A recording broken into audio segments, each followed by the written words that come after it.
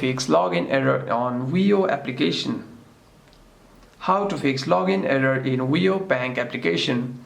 First, if you're having any kinds of problem on the application or on the website, you need to make sure that your device is connected to a secure network.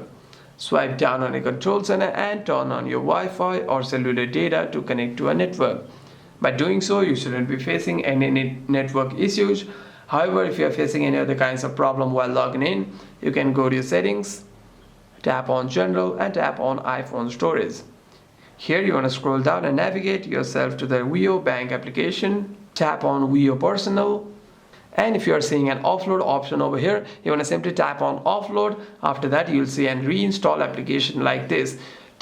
You want to tap on reinstall application, and what that does is it deletes the application whilst keeping its documents and data. And the next time you open the application, you shouldn't be having any problems regarding your login. However, if you do face any kinds of problem after this, you can simply restart your device once and open the app again. Hope this video was helpful, and if you have any further questions, make sure to leave a comment down below.